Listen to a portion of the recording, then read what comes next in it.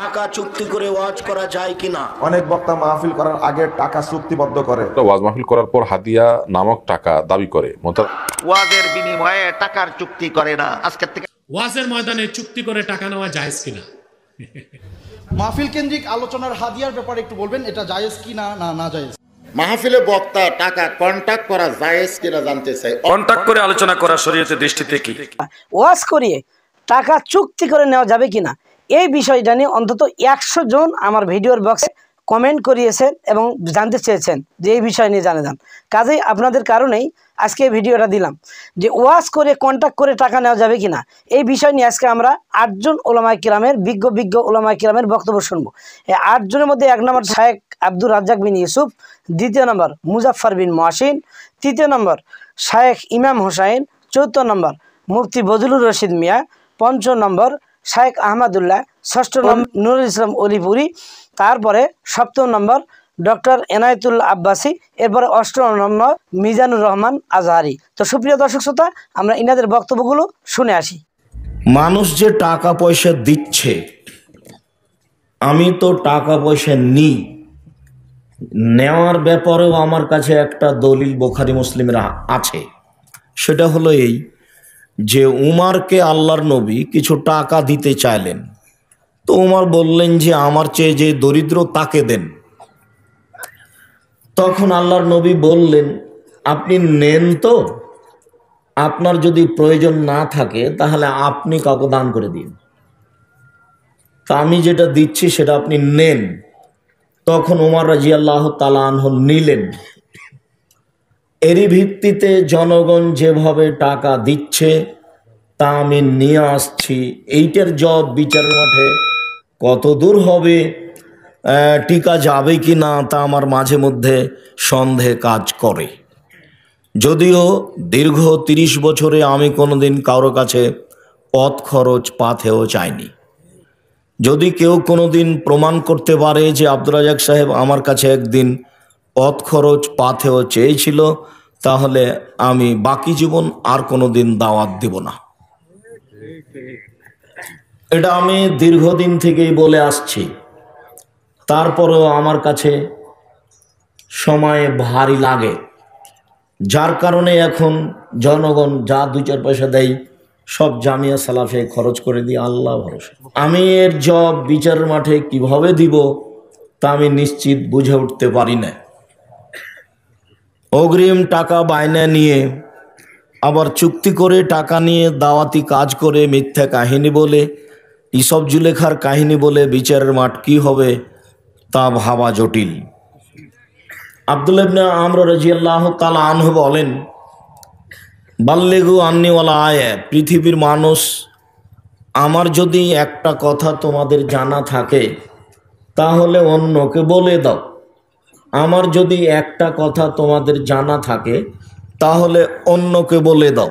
বক্তা দিয়ে শুরু করে, যে বক্তা বক্তব্য দিয়ে চুক্তি করে নেয়, 3 লাখ টাকা চুক্তি, 1 লাখ টাকা হেলিকপ্টার ভাড়া আর 2 লাখ টাকা ওর ভিজিট, এ হারামখোর, এ দুর্নীতিবাদ একটা। 3টা জালসা করে, আর দাপট কত, তাদের পড়াশোনা নাই, তারা ইসলাম ব্যাংকিং সম্পর্কে জানে না। কি জোরালো কণ্ঠে বলছে, আমরা আলেম না, আমরা অত জানি না, জানাটা স্বীকার করি না, আমরা অত জ্ঞানী না, তবে যারা জ্ঞানী, যাদের পেশাব খাওয়ার তোমার যোগ্যতা নাই, তাদের ফতোয়া আমরা নকল করি, এটাও মনে রাখতে হবে। এই হুজুরকে নিয়ে আসেন কেন? যারা চুক্তি করে ওয়াজ করতে আসে নিয়ে আসেন কেন?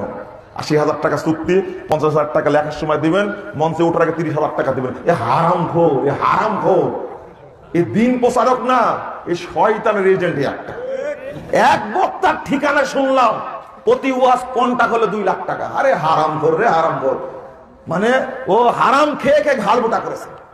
এই ওয়াজ দিয়ে কাজ হবে না। এই হুজুরও হারামখোর, এর শ্রোতারাও হারামখোর। এমনি তো বেদাতি, আর দিনে 3টা ওয়াজ করে, কয়টা? ওয়াজের বিনিময়ে টাকা নেওয়া কি? আল্লাহ রাসূল সাল্লাল্লাহু আলাইহি সাল্লামের যুগে এবং খোলাফায়ে রাশেদিনের যুগে ইসলামী কোনো কাজের, দ্বীনের কোনো কাজের বিনিময় জনগণ থেকে নেওয়া হতো না, রাষ্ট্রীয়ভাবে দেওয়া হতো। কারণ তখন পরিপূর্ণ শতভাগ ইসলামী রাষ্ট্র ছিল। তখন যারা মসজিদে ইমামতি করতেন, তারপরে যারা মুয়াজ্জিন ছিলেন, এদের বেতন ভাতা সম্মানী, এরা রাষ্ট্রীয় অফিসার হিসাবে, কর্মকর্তা হিসাবে এরা বেতন পাইতেন। জনগণ থেকে এদের নেওয়া দরকার ছিল না। কিন্তু পরবর্তীতে এক সময় ইসলাম আর রাষ্ট্র আলাদা হয়ে যায়। তখন এবার মসজিদের ইমামদেরকে, মুয়াজ্জিনদেরকে সম্মানী দেওয়া হবে কি হবে না, বেতন দেওয়া হবে কি হবে না, এটা নিয়ে ওলামায়ে কেরাম অনেক ইজতিহাদ করেছে। করে সর্বশেষ মতামত সিদ্ধান্ত হলো যে যেই ইবাদতগুলো দিনের যদি বন্ধ হয়ে যায়, দিন ক্ষতিগ্রস্ত হবে, সেই ইবাদতগুলোর জন্য পারিশ্রমিক নেওয়া জায়েজ। যেমন 5 ওয়াক্ত নামাজের ইমামতি। এখন ইমামের জন্য যদি আমরা বেতন না দিই, সম্মানী না দিই, তো এক সময় মসজিদে আর ইমাম পাওয়া যাবে না, নামাজে বন্ধ হয়ে যাবে। তো ওয়াজের বিনিময়ে টাকা নেওয়া যেটা বলছেন, সেটা হলো যে সমাজে যখন শিরক, বেদাত, দিন বিরোধী কর্মকাণ্ড চলে, জনগণকে সঠিকভাবে সঠিক দিনের দিকে পরিচালনার জন্য ওয়াজ একটা গুরুত্বপূর্ণ বিষয়। এটাও দিনের একটা মৌলিক বিষয়। তো সুতরাং এটার বিনিময়ে টাকা নেওয়া যাবে, তবে সেটা ওই চুক্তি করে, কন্ট্রাক্ট করে নেওয়া যাবে না। আর ওয়াজের বিনিময়ে টাকার চুক্তি করে না। আজকের থেকে মনে রাখবেন, ওয়াজের বিনিময়ে টাকার চুক্তি না করা সমস্ত নবী রাসূলের আদর্শ। কতজন নবীর আদর্শ? সমস্ত নবী রাসূলের আদর্শ, ওয়াজের বিনিময়ে টাকার চুক্তি না করা। বাকি রইল কেউ যদি হাদিয়া দেয়, চুক্তি আর হাদিয়া এক কথা নয়। চুক্তি আর হাদিয়া এক কথা নয়। চুক্তির মধ্যে পরিমাণ যে নেয় তার পক্ষ থেকে ধার্য করা হয়। চুক্তির মধ্যে পরিমাণ কার পক্ষ থেকে ধার্য হয়? যে নেয় তার পক্ষ থেকে। যে দেয় সে চুক্তির টাকা দিতে বাধ্য থাকে, এটার নাম চুক্তি। আর হাদিয়া যে নেয় তার পক্ষ থেকে নয়, যে দেয় তার যা মনে খুশি তা দেয়, এটার নাম হলো হাদিয়া। কথা বুঝতে পারছেন কিনা? হাদিয়াতে আর চুক্তিতে বেশ কম আসেনি। নবীগণ হাদিয়া গ্রহণ করেছেন, নবীগণ হাদিয়া গ্রহণ করেছেন। চাইয়া নিছেন না যাচ্ছে দেওয়া হয়েছে? যাচ্ছে দেওয়া হয়েছে, ওইটার নাম হইল হাদিয়া। আমাদের সমাজে এমন বক্তারও আবির্ভাব হয়েছে যারা খতমে তারাবির হাদিয়া জায়েজ কইয়া বইলেছে। খতমে তারাবির আবার হাদিয়া কেমনে হয়, আর হাদিয়া হইলে খতমে তারাবি কেমনে হয়? হাদিয়া খতমে তারাবির সাথে হাদিয়ার কোনো সম্পর্ক নাই, হাদিয়ার সাথে খতমে তারাবির কোনো সম্পর্ক নাই। এত বড় ফেতনাবাজ যে নিজেদেরকে রইসুল মুহাসসিরিন বলে উপাধি দেয়, যে নিজেকে রইসুল মুহাদ্দিসিন বলে উপাধি দেয়। আর জমহুর ফুকাহায়ে কেরাম, প্রায় সমস্ত মুফতিগণের ফতোয়ার বিরুদ্ধে খতমে তারাবি পড়াইয়া বেতন নেওয়া জায়েজ কয়। হানাফি মযহাবের ফতোয়া মতে, শাফি মযহাবের ফতোয়া মতে, মালিকি মযহাবের ফতোয়া মতে, হাম্বলি মযহাবের ফতোয়া মতে খতমে তারাবির বিনিময়ে টাকা পয়সা নেওয়া জায়েজ নয়। মাহফিলে বক্তা টাকা কন্ট্যাক্ট করা জায়েজ কিনা জানতে চাই। অবশ্যই টাকা কন্ট্যাক্ট করা জায়েজ, কন্ট্যাক্ট না করাটাই না জায়েজ। খুব খেয়াল করবেন, টাকা কন্ট্যাক্ট করা জায়েজ, না করাটা না জায়েজ। আমি কন্ট্যাক্ট মানে কি বুঝতেছেন? কন্ট্যাক্ট মানে চুক্তি। আপনাকে মসজিদের ইমাম সাহেব যদি কমিটিরা বলে হুজুর নামাজ পড়ান, হুজুর আপনি নামাজ পড়ান, আমরা আপনাকে মাস গেলে দিব, ঠকাবো না। আমরা আপনাকে মাস গেলে হাদিয়া দিব, কিন্তু ঠকাবো না। ইমাম সাহেব কিন্তু 2-4 দিন পড়ানোর পরে বলে, ভাই আপনারা অন্য ইমাম নেন, অন্য ইমাম নেন। তখন কমিটির লোক বলবে, হুজুর কি হয়েছে? আপনারা আমার কি দিবেন সেটা চুক্তি করলেন না, খালি কোন ঠকাবেন না। আপনারা যা দেন দেন একটা চুক্তি করেন, এই চুক্তির নামই হলো কন্ট্যাক্ট করা। আপনারা কত দিবেন? 3000 দিবেন না 5000 দিবেন, এটা একটা চুক্তি করেন। তখন কমিটি মিলে বললো, হুজুর ঠিক আছে, মাস গেলে আপনাকে 5000 দিব, এর নাম হলো কন্ট্যাক্ট করা। ধরে করে এর নাম কি করা? কন্ট্যাক্ট মানে চুক্তি করা। মুয়াজ্জিন আযান দিচ্ছে, ওয়াজ মাহফিলে কথা বলে টাকা নেওয়া মৌলিকভাবে জায়েজ আছে। শরীয়তে আপনার মুতাখিরিন উলামায়ে কেরাম সর্বসম্মতিক্রমে এই ফতোয়া দিয়েছেন যে দিনের কোনো বিষয়ে সাধারণত বিনিময় গ্রহণ করা জায়েজ নয়, কিন্তু যে বিষয়গুলোর উপরে দিনের অস্তিত্ব টিকে থাকাটা নির্ভরশীল এবং সেগুলো থেকে লিপ্ত হলে পরিপূর্ণভাবে তাকে ওই কাজেই ব্যস্ত থাকতে হয়, সেটাকে ভালোভাবে আঞ্জাম দেওয়ার প্রয়োজনে, এরকম পরিস্থিতিতে সে ধরনের কাজগুলোতে পারিশ্রমিক গ্রহণ করা জায়েজ আছে। তার মধ্যে একটা হলো ইমামত, আরেকটা হলো আজান দেয়া, আরেকটা হলো দিনের শিক্ষা দান করা, এর পাশাপাশি ইসলামী রাষ্ট্র পরিচালনা করা ইত্যাদি। এই ধরনের কাজগুলোর ক্ষেত্রে যেহেতু এগুলোর উপরে দিন এর টিকে থাকাটা অনেকখানি নির্ভরশীল, বিশেষ করে ধরুন নামাজ যদি কায়েম না হয় তাহলে দিন করতে টিকবে, দিনের গুরুত্বপূর্ণ একটা বিষয়। অতএব ওয়াজ মাহফিলে এরকম টাকা বা হাদিয়া গ্রহণ করা না জায়েজ নয়। তবে হ্যাঁ, অযৌক্তিকভাবে টাকা দাবি করা কিংবা এটাকে পেশা বানিয়ে শুধু অর্থ উপার্জনের একটা মাধ্যম বানানো, আল্লাহ মাফ করুক, সেটা নিন্দনীয় এবং সেটার কারণে আপনার গুনাহগার হতে হবে। আপনি বলেছেন ওয়াজ মাহফিল করে টাকা পয়সা নেওয়া যায় না, তো যারা বাংলাদেশে ওয়াজ মাহফিল করছে আপনি কি লন্ডন থেকে তাদের টাকা পাঠিয়ে দিবেন? তাদের ঘর সংসার স্ত্রী পরিজন কারা লালন পালন করবে? না তারা রাতে ওয়াজ করবে, দিনে চুরি করবে? কি দিয়ে চলবে তারা? যারা ওয়াজ মাহফিল করছে তারা তো ওয়াজ মাহফিল নিয়ে আছে, আপনাদের মতো পথ হারাদেরকে পথ দেখাচ্ছে। তো ওয়াজ মাহফিল করতে তাদের সংসার কিভাবে চলবে? কোরআন কারিমে কোথায় লেখা আছে যে ওয়াজ করে টাকা নেওয়া যাবে না? আপনি বলুন তো, আয়াত খুলে বলেন। আমি তো কোরআন কারিম নিয়েই বসেছি, আমি সব উত্তর কোরআন কারিম থেকে দিয়ে থাকি। মূলত কথা হচ্ছে, শেষ করি না, কোরআন কারিমে কোথায় কথা লেখা নাই যে ওয়াজ নসিহত করে টাকা নেওয়া যাবে না, বরং বলা আছে লা তাশতারু বিআয়াতি সামানান কালিলা, তোমরা কম পয়সায় আমার আয়াতকে বিক্রি করো না। এখানে ব্যাখ্যায় চলে যায় যে লাখ লাখ টাকা নিতে হবে, কিন্তু সেই ব্যাখ্যা আমি করছি না। কথা হচ্ছে শরীয়তের মধ্যে উজরত নেওয়া যাবে কি যাবে না সেটা কথা। উজরত কাকে বলে? তারাবি খতম পড়িয়ে টাকা নেওয়া যদি যাওয়া জায়েজ হয়, মসজিদ ইমামতি করে টাকা নেওয়া যদি জায়েজ হয়, বেতন নেওয়া, মাদ্রাসায় পড়িয়ে যদি টাকা নেওয়া জায়েজ হয়, তাহলে ওয়াজ করে টাকা নেওয়া কেন জায়েজ হবে না? ভাই আপনি কেমন কথা বলেন? এটা উজরত নেওয়াটা ঠিক না। কন্ট্যাক্ট করে বেতন ভুক্ত ইমাম যদি নামাজ পড়িয়ে বেতন নেওয়া জায়েজ হয়, নির্ধারিত বেতন, মাদ্রাসায় পড়িয়ে যদি বেতন নেওয়া জায়েজ হয়, তো নির্ধারিত টাকা নিয়ে ওয়াজ করাও জায়েজ আছে, সমস্যা কি? তাতে তো সমস্যা নাই। তবে বাংলাদেশে সব আলেম উজরত নেয় না, হাদিয়া নেয়। উজরত আর হাদিয়ার মধ্যে পার্থক্য আছে। আমি চ্যালেঞ্জ করছি, আলহামদুলিল্লাহ সমগ্র বাংলাদেশে কোন কমিটি একটি প্রমাণ দিতে পারবে না যে মোহাম্মদ এনায়েতুল্লাহ আব্বাসী কোথাও টাকা চেয়ে গিয়েছে। আপনি হেলিকপ্টার দিয়ে খোঁচা দিয়েছেন, কেন হেলিকপ্টারে চলিয়ে আমি বলে দিচ্ছি আপনাকে ভাই, আমাদের প্রোগ্রামগুলো 2024 সাল 25 সাল পর্যন্ত রাতেরটা ফুল হয়ে গেছে।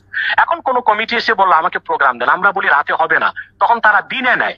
দিনে কোথাও প্রোগ্রাম করতে হলে আমাদের হেলিকপ্টার ব্যবহারটা অনিবার্য হয়ে যায়। সেটা বিলাসিতা নয়, সেটা আমাদের প্রয়োজন, সেটা আমাদের যেতে হয় দিনে হেলিকপ্টারে। কারণ দিনেও যদি গাড়িতে যাই, রাতেরটা তো আর প্রোগ্রাম ধরা যাবে না। সেজন্য যারাই আমাদেরকে হেলিকপ্টারে মাহফিলে নিয়ে যায়, তারা নিজ খরচে স্বেচ্ছায় নিয়ে যায়। আর কোন বক্তা ওয়াজ করে কয়টা বিয়ে করেছে, কয়টা বাড়ি তৈরি করেছে, এই লিস্ট আপনি আমাকে দিবেন, আমি দেখবো তারা কারা কারা। আশা করি ভাই আমার উত্তরগুলো পেয়েছেন। আচ্ছা, একটা হচ্ছে ফতোয়া আর একটা হচ্ছে তাকওয়া। যদি ফতোয়ার দৃষ্টিকোণ থেকে আমাকে বলতে হয়, তাহলে আমি বলবো কোনো আলোচককে যদি কোনো একটা ইসলামিক প্রোগ্রামে ইনভাইট করে আনা হয়, সেখানে উনি যে লেকচার থ্রো করবে এবং প্রোগ্রাম শেষ করে আবার ফিরে আসবে, এক্ষেত্রে তার লম্বা একটা সময় যায়, তার সময়, তার মেধা, এগুলো খরচ হয়। সেক্ষেত্রে চুক্তি জায়েজ। ফতোয়া হচ্ছে চুক্তি জায়েজ। কিন্তু তাকওয়ার বিষয় হচ্ছে কেউ যদি চুক্তি না করে, তাকে কোরআন হাদিসের আলোচনার কারণে লোকজন যেটা সম্মাননা বা অনারেরিয়াম হিসেবে যেটা দেয়া হয়, এটাতেই যদি তিনি সন্তুষ্ট থাকে, এটা উত্তম, তবে চুক্তি করা জায়েজ। আর বাংলাদেশের যে প্রেক্ষাপটে ভাই প্রশ্ন করেছেন, সেটা হচ্ছে অনেক আলোচকদের ক্ষেত্রে এরকম দেখা যায় যে 50,000 টাকা, 1 লক্ষ টাকা ওনারা ডিমান্ড করে। এক্ষেত্রে আসলে দুই দিকেরই খুব ব্যালেন্সে আসতে হবে। এক হচ্ছে অর্গানাইজিং কমিটি, আর হচ্ছে যারা আলোচক। যারা আলোচক তাদেরকেও তাকওয়ার বিষয়টা মাথায় রেখে, এখলাসের বিষয়টা মাথায় রেখে ময়দানে যেহেতু ওনারা কথা বলছে, সেহেতু এখলাসের বিষয়টা মাথায় রেখে যতটুকু সম্ভব তাকওয়ার সাথে এই দায়িত্বটা পালন করে যাওয়া। আর অর্গানাইজিং কমিটির উচিত হচ্ছে, যেহেতু একজন আলেমকে আমি ইনভাইট করছি, দাওয়াত করছি, একটা লম্বা পথ পাড়ি দিয়ে তিনি আসছে, যতটুকু সম্ভব আমাদেরকে তাদেরকে অনার করা। তো এক্ষেত্রে দুই পক্ষেরই গাফলতি আছে। যারা আলোচক তারা হয়তো এমন কন্ট্রাক্টে চলে যায় যেটা অর্গানাইজিং কমিটিদের জন্য কঠিন হয়ে যায়। আবার অনেক আয়োজক বা অর্গানাইজিং কমিটির ওরা মাঝে মাঝে আলোচকদের সাথে এমন আচরণ করে, যেটাও আমরা মাঝে মাঝে কিছু আলোচকদের সাথে কথা বললে শুনি, তাদের তিক্ত অভিজ্ঞতার কথা, যে অনেক টাকা তার খরচ হয়েছে, হয়তো খরচের টাকাটাও অর্গানাইজিং কমিটি তার হাতে দিল না। তো এটাও কিন্তু এক ধরনের জুলম। তো এই ক্ষেত্রে সবচেয়ে ইনসাফ হচ্ছে দুই পক্ষের একটা মিউচুয়াল আন্ডারস্ট্যান্ডিং এ আসা। যারা আলোচক তারাও একেবারে টাকার জন্য মরিয়া হয়ে না পড়া, আর আয়োজক কমিটি তাদেরও উচিত হচ্ছে আলেমদেরকে সম্মান করা। কারণ কোন আলেমকে দাওয়াত করে এনে তাকে যদি মোটা অঙ্কের হাদিয়া দেওয়া হয়, এটা তো আমরা নিশ্চিত যে এই টাকা দিয়ে উনি মদ খাবে না, গাঁজা খাবে না, ইসলাম বিরোধী কোনো কাজ করবে না। সে হয়তো তার ছেলে মেয়েদেরকে হাফেজে কোরআন বানাচ্ছে, আলেম বানাচ্ছে, সেক্ষেত্রে খরচ করবে। সে হয়তো বিভিন্ন তাফসির কিনবে, হাদিস কিনবে, সে হয়তো ইসলামিক বিভিন্ন কান্ট্রিগুলো ঘোরার জন্য বছরকে বছর ট্যুর করবে। তো তাদের হাতে যে টাকাগুলো পৌঁছবে, এগুলো খুব সেফার সাইট, খুব নিরাপদ জায়গাতেই ব্যয় হবে। সো উভয় পক্ষ যদি এক্ষেত্রে ব্যালেন্সে আসে, যারা আলোচক তারাও একটু এখলাসের বিষয়টা মাথায় রেখে ময়দানে যাওয়া, আর যারা অর্গানাইজিং কমিটি তারাও যতটুকু সম্ভব তাদের ক্যাপাবিলিটি অনুযায়ী যদি তাদেরকে অনার করে, তাহলে এই বিরোধটা আসলে থাকা উচিত না। তবে যদি প্রশ্ন করা হয় কন্ট্যাক্ট করা জায়েজ কিনা, হ্যাঁ এটা জায়েজ। যেহেতু আপনি খেয়াল করে দেখবেন মোটিভেশনাল স্পিকার আছে পৃথিবীতে, তারা আধা ঘন্টা একটা লেকচার কন্ডাক্ট করে 2 লক্ষ 4 লক্ষ টাকা নিয়ে যায়। এর কারণ হচ্ছে তার সময়ের অনেক দাম, তার মেধা, তার ইন্টেলেকচুয়াল পার্সোনালিটি, তার কথা বলার ধরন, তার থেকে অনেক ইয়াং সোসাইটি অনেক কিছু নিতে পারছে। আপনি বাংলাদেশে অনেক মোটিভেশনাল স্পিকারের কথা, আমি সুলাইমান সুখনের কথা বলতে পারেন, সালমান মুক্তাদির, এরা এখন কথা বলে। তো যে আলেম কথা বলতে যান উনি কোরআন বিক্রি করে টাকা নিচ্ছেন, হাদিস বিক্রি করে টাকা নিচ্ছেন, বিষয়টা ওইটা না। উনি যে সময় দিচ্ছেন, সময়ের একটা মূল্যায়ন আছে। কোরআন হাদিসকে তো আসলে টাকায় মূল্যায়ন করা যায় না। একজন আলোচকদের তার সময় স্যাক্রিফাইস করে তার স্কেডিউলের মধ্যে থেকে যোগ বিয়োগ দিয়ে আপনাদের জন্য একটা স্কেডিউল ঠিক করে লম্বা পথ পাড়ি দিয়ে আসলো, আবার সে যাচ্ছে। এই যে লম্বা সময়টা যাচ্ছে, এটা সময়ের মূল্যায়ন। টাকা দিয়ে আসলে কোরআন হাদিসের এই মহামূল্যবান কথাগুলোকে কেনা যায় না। তো সুপ্রিয় দর্শক শ্রোতা, আমরা 8 জন উলামা কিরামের বক্তব্য শুনলাম। একদল বললেন যে কন্ট্রাক্ট করে যে ওয়াজের টাকা নেওয়া হয় এটা সম্পূর্ণ হারাম, এটা খাওয়াটাও হারাম। এবং আরেক দল বললেন যে সামান্য সামথিং কিছু বিবেচনা করে, বিশেষ করে মিজানুর রহমান আজহারী যেটা বললেন যে উভয় পক্ষ থেকে বিবেচনা করে এটা নেওয়া জায়েজ রয়েছে। তো সুপ্রিয় দর্শক শ্রোতা, এছাড়া যদি আপনাদের নিজ নিজ কোনো মতামত থাকে এবং হাদিস থাকলে আপনারা এই কমেন্ট বক্সে নিজ নিজ মন্তব্য আপনারা কমেন্ট করতে পারেন। আপনাদের একটা কমেন্টের জন্য এই জাতি, দেশ এবং গোটা বিশ্বের মুসলিম উম্মার জন্য উপকৃত হতে পারে। সকলে ভালো থাকবেন। আসসালামু আলাইকুম ওয়া রাহমাতুল্লাহি ওয়া বারাকাতুহু।